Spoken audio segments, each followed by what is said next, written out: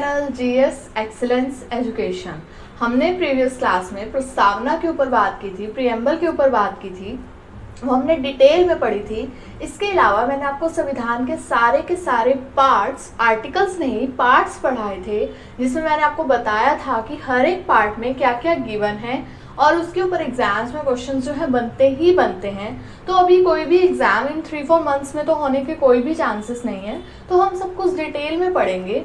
तो उस पार्ट्स में अगर आप बात करें तो मैंने आपको बताया था आपके पार्ट 1 में आर्टिकल कितने इंक्लूडेड थे, 1, 2, 3, 4, जिसमें हमारे देश की जानकारी दी गई थी, कितने राज्य हैं, कितने यूनियन टेरिटरीज हैं। इसके अलावा अगर हम भाग 2 की बात करें तो उसमें आपका क्या गिवन था, भाग 2 में आपकी नागरिकता के बारे में गिवन था, सिटीजनशिप के बारे में बताया था। अगर हम भाग 3 की बात करें जिसमें आपके आर्टिकल्स इंक्लूड थे 12 से 35 फंडामेंटल राइट्स, और पार्ट 4 में क्या था, आपके डीपीएसपी गिवन थे, राज्य के नीति निदेशक तत्व 36 to 51।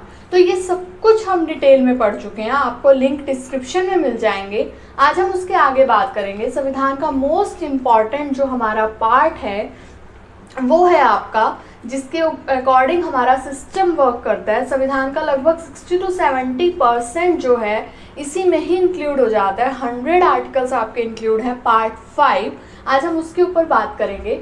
हमने पार्ट्स डिस्कस कर लिए थे, आज हम सिर्फ आर्टिकल्स के ऊपर बात करेंगे कि कौन कौन से आर्टिकल्स आते हैं और कौन से आर्टिकल में क्या चीज़ आपकी गिवन है। तो शुरू करते हैं। सबसे पहले हम आर्टिकल 52 की बात करते हैं। सबसे पहले जो हमें गिवन है वो है राष्ट्रपति के बारे में, जो हमारे देश का पहला नागरिक होता है, महामहिम जिसे हम कहते हैं, उनके बारे में गिवन है। डायरेक्ट पूछ लेते हैं राष्ट्रपति के लिए कौन से आर्टिकल में गिवन है, तो वो आपका आर्टिकल 52। उसके अलावा आर्टिकल 53 में आपका गिवन है। ये ऐसे अगर आप बुक में से पढ़ोगे आपको लैंग्वेज भी समझ में नहीं आएगी, तो इसे एक बार सुन लो, उसके बाद किसी भी बुक में से पढ़ोगे आपको ये समझ में आएगा। और इससे पहले अगर आप मेरे चैनल पर नए हैं तो मेरे चैनल को सब्सक्राइब करना मत भूलना। तो आर्टिकल 53 क्या कहता है, कार्यपालिका शक्ति। हमारे देश में 2 प्रमुख होते हैं, एक तो होते हैं संवैधानिक प्रमुख जो है हमारे प्रेसिडेंट ऑफ इंडिया, और एक होते हैं वास्तविक प्रमुख जिनके अकॉर्डिंग देश एक्चुअल में चल रहा है, वो है हमारे प्राइम मिनिस्टर। तो इस पोस्ट की इज्जत मानी जाती है। इस पोस्ट पर, इस कुर्सी पर कोई भी बैठा हो, नो मैटर, उस पर्सन की इज्जत नहीं है, उस कुर्सी की बहुत ज़्यादा रिस्पेक्ट मानी जाती है। तो इसीलिए इसे महामहिम राष्ट्रपति कहा जाता है। तो कार्यपालिका शक्ति की उनकी शक्तियाँ क्या हैं, काम हो कैसे रहा है। नेक्स्ट 54 में इनके निर्वाचन का प्रोसेस गिवन है, इलेक्शन का, कि राष्ट्रपति का इलेक्शन का प्रोसेस क्या है। वो जब हम राष्ट्रपति करेंगे तो मैं आपको डिटेल में बताऊंगी, अभी हम सिर्फ आर्टिकल पढ़ रहे हैं। तो राष्ट्रपति के जो इलेक्शन का प्रोसेस गिवन है वो है आपके आर्टिकल 54 में गिवन। इसके अलावा निर्वाचन की विधि क्या है, मतलब कि कैसे कैसे वो आगे काम करेगा, प्रोसेस इसमें गिवन है। वो प्रोसेस काम कैसे करेगा वो आपके आर्टिकल 55 में गिवन है। 56 में क्या है, पदावधि, पद की अवधि, कि वो कितने टेन्योर, टाइम पीरियड गिवन है, कि वो कितने टाइम के लिए राष्ट्रपति रहेंगे। अभी तक सिर्फ राजेंद्र प्रसाद पहले राष्ट्रपति ऐसे हैं जो कि रिपीट हुए थे, इनके अलावा कोई भी रिपीट नहीं हुए, जबकि प्रोसेस में लिखा है कि राष्ट्रपति जो है वो रिपीट हो सकते हैं। तो वो हैं आपके, इसमें गिवन है आर्टिकल 56 में। नेक्स्ट है 57 पुनर्निर्वाचन, की इनकी अवधि के बाद, वही मैं आपको जो भी बता रही थी कि वो रिपीट कैसे होंगे, वो रिपीट हो सकते हैं बट अभी तक ऐसे कोई भी हुए नहीं हैं। नेक्स्ट 58, उनमें योग्यताएं क्या क्या होनी चाहिए, हमारे देश का राष्ट्रपति बनने के लिए कौन कौन सी योग्यताएं होनी ज़रूरी हैं। 35 साल का होना चाहिए, भारत का नागरिक होना चाहिए, एमपी बनने की योग्यताएं होनी चाहिए। तो वो जब हम राष्ट्रपति करेंगे तो मैं आपको डिटेल में बताऊंगी। अभी सिर्फ आर्टिकल याद रखना कि 58 में क्या गिवन है, उनकी क्वालिफिकेशंस गिवन है कि क्या क्या क्वालिफिकेशंस होनी चाहिए। नेक्स्ट है 59, कुछ टर्म्स एंड कंडीशंस। ये तो थी क्वालिफिकेशन, टर्म्स एंड कंडीशन, कि कोई भी लाभ के पद पर ना हो। लाभ के पद का मतलब है किसी भी गवर्नमेंट जॉब में केंद्र सरकार या राज्य सरकार से सैलरी ना ले रहा हो, इस तरह की टर्म्स एंड कंडीशंस गिवन है किसमें, 59 में। कुछ आर्टिकल 58 को क्वालिफाई कर जाते हैं बट 59 को नहीं करते हैं।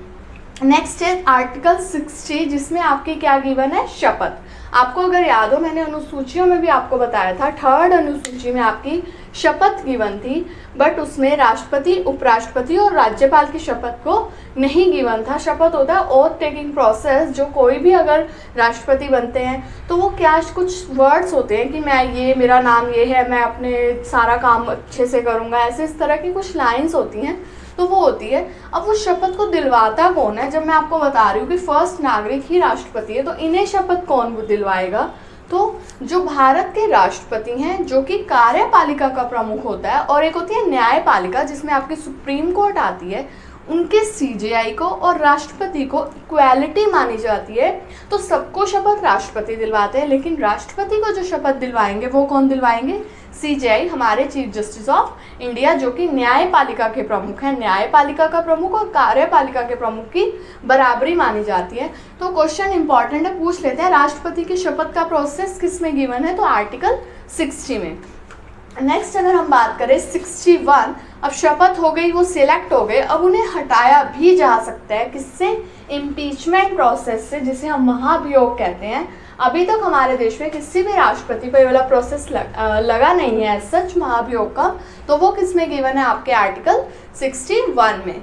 नेक्स्ट है 62, आकस्मिक स्थिति को भरने के लिए पदाविधि। मतलब अगर यहाँ से वो राष्ट्रपति जो हैं कि किसी भी उसमें कोई भी अगर इंसिडेंट होता है, वो एक्सपायर होते हैं या कुछ भी हो जाता है, तो उनकी जगह पर जो नए काम संभालने के लिए जो आएंगे कार्यवाहक, उनको वो कितने टाइम के लिए आएंगे, उनकी अवधि को डिसाइड किया गया है किसमें? आर्टिकल 62 में। तो पहले एक बार यहाँ तक ध्यान से सुनो, उसके बाद उपराष्ट्रपति शुरू हो जाएगा। फर्स्ट में 52 में क्या बताया? राष्ट्रपति। 51 तक हमारे डीपीएसपी थे, राज्य के नीति निर्देशक था, तो उसके बाद 52 में हमारे राष्ट्रपति के बारे में बताया गया। नेक्स्ट राष्ट्रपति की कार्यपालिका शक्तियों के बारे में बताया। उसके बाद वो राष्ट्रपति आ गए, वो निर्वाचन होंगे, उनका चुनाव होगा, उस प्रोसेस के बारे में बताया। इसको ऐसे मत रटो, डायरेक्ट रटो कि कैसे कैसे, फिर आपको ये आर्टिकल्स आराम से याद होंगे कि शुरुआत में राष्ट्रपति बताया, उसकी शक्तियाँ बताई, उसके निर्वाचन का प्रोसेस, देन निर्वाचन की विधि को एक्सप्लेन किया कि कैसे उनका प्रोसेस काम करेगा। उसके बाद वो नियुक्त हो गए, उनका चुनाव हो गया, अब उनका टेन्योर डिसाइड करेंगे कितने टाइम तक रहेंगे। उसके बाद अब उनका टाइम पूरा हो जाता है, फिर वो दोबारा आ सकते हैं नहीं, पुनर्निर्वाचन। उसके बाद उनके क्वालिफिकेशंस क्या क्या होनी चाहिए, क्वालिफिकेशंस के बाद टर्म्स एंड कंडीशन, शर्तें क्या क्या हैं।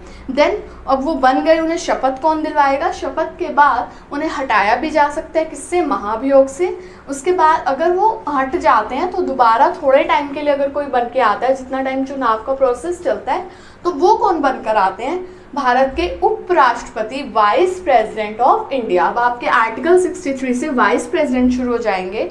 अब वो ध्यान से सुनो। अब उपराष्ट्रपति का काम क्या होगा कि अगर कभी भी राष्ट्रपति को विदेशों में घूमने जाना होता है, या फिर वो अचानक से उनकी तबीयत ज़्यादा ख़राब हो जाती है, वो कोई भी साइन या कुछ नहीं कर पा रहे हैं, या अकाल मृत्यु हो जाती है, तो उनकी जगह पर कौन आते हैं? भारत के उपराष्ट्रपति। अगर उपराष्ट्रपति अगर ऐसा कुछ नहीं होता इन 5 सालों में, तो उपराष्ट्रपति का काम क्या होगा? अब वो फ्री तो नहीं बैठेंगे, तो उस टाइम पीरियड के दौरान उन्हें क्या बनाया जाता है? राज्यसभा का पदेन सभापति। ये आपके लिखा है आर्टिकल 64 में। आर्टिकल 63 में तो ये लिखा कि उपराष्ट्रपति होगा, 64 में क्या लिखा कि वही राज्यसभा का पदेन सभापति भी होगा। लोकसभा तो लोगों का तंत्र है, जो लोग चुनते हैं, बट राज्यसभा में डायरेक्ट इलेक्शन नहीं होता, तो उसमें आपके जो हेड बनाए जाते हैं 245 मेंबर्स के ऊपर जो हेड हैं, वो है आपके वाइस प्रेसिडेंट ऑफ इंडिया।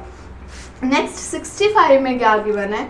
उपराष्ट्रपति का राष्ट्रपति के रूप में काम करना। वही जो मैं आपको बता रही थी कि इन केस राष्ट्रपति को कुछ होता है तो काम कौन जाएगा? उपराष्ट्रपति। ये आपका गिवन है आर्टिकल 65 में। नेक्स्ट है 66, वही उपराष्ट्रपति के इलेक्शन का प्रोसेस। राष्ट्रपति के इलेक्शन का प्रोसेस था 54 में, और 66 में किसका है? उपराष्ट्रपति का। 67 में वही उनका टेन्योर बताएंगे कि कितने टाइम के लिए उपराष्ट्रपति चुना जाता है। देन 67 में वही टेन्योर बताया, 68 में उपराष्ट्रपति के पद की रिक्ति। अब ये ध्यान से सुनना, ये निर्वाचन अलग था, ये रिक्ति क्या है? अगर उपराष्ट्रपति राष्ट्रपति की जगह पे काम करने चला जाता है, तो उनकी जगह पर कौन आएगा, उनकी नियुक्ति कैसे होगी, वो सब प्रोसेस लिखा है आपके आर्टिकल 68 में। 69 में इनकी शपथ का प्रोसेस है। सिर्फ राष्ट्रपति को शपथ सीजीआई दिलवाता है, बाकी सबको शपथ का प्रोसेस कौन करेगा? राष्ट्रपति। आर्टिकल 70 क्या कहता है कि जो राष्ट्रपति है वो वाइस प्रेसिडेंट ऑफ इंडिया जो है राष्ट्रपति की तरह काम करेगा। ये आपके पहले भी एक आर्टिकल में गिवन था 65 में, बट ये दोबारा क्या कह रहे हैं कि संसद जो है टाइम टू टाइम ये डिसीजन ले सकती है कि उपराष्ट्रपति को जो है राष्ट्रपति की तरह काम करना पड़ सकता है। नेक्स्ट 71 आर्टिकल क्या कहता है, इसे ध्यान से समझना कि जो प्रेसिडेंट ऑफ इंडिया है या फिर वाइस प्रेसिडेंट ऑफ इंडिया, अगर उनके इलेक्शन के प्रोसेस में कोई भी दिक्कत हो जाती है इन केस, तो उनके लिए इलेक्शन कमीशन नहीं आएगा। अगर हमारा कोई भी, अगर जिसे हम चुनाव कर रहे हैं, मतलब हम वोट दे रहे हैं, और अगर उसमें कोई भी दिक्कत होती है तो इलेक्शन कमीशन जो है उसको सॉर्ट आउट करने के लिए आता है। बट अगर इन दोनों के चुनाव में ऐसी कोई भी प्रॉब्लम होती है तो ये मामला किसके पास जाएगा? सुप्रीम कोर्ट के पास। इलेक्शन कमीशन यहाँ पर जो है वो नहीं आएगा। अब आप इन्हें अगर डायरेक्ट बुक में से पढ़ोगे आपको कुछ भी समझ नहीं आएगा, तो एक बार इसे अच्छे से सुन लो।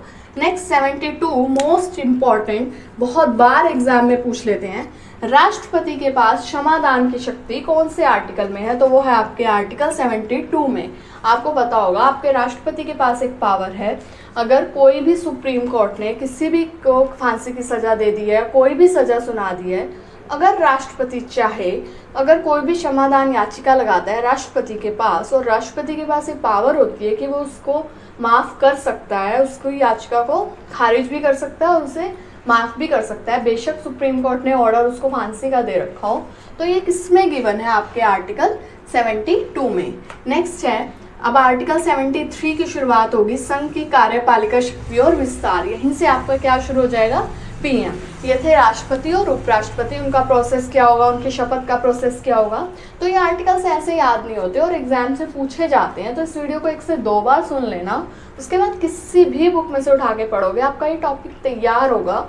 और मोस्ट इम्पॉर्टेंट टॉपिक है, पूरी की पूरी पॉलिटिकल साइंस ही पार्ट 5 पे डिपेंड करती है। उसी में ही राष्ट्रपति आगे डिटेल में पढ़ लेना, उपराष्ट्रपति है और भी बहुत कुछ है। तो सबसे पहले पार्ट्स को पढ़ना, जो मैंने पार्ट्स करवाए थे, उसके बाद जो है ये पढ़ने बहुत बहुत इंपॉर्टेंट है।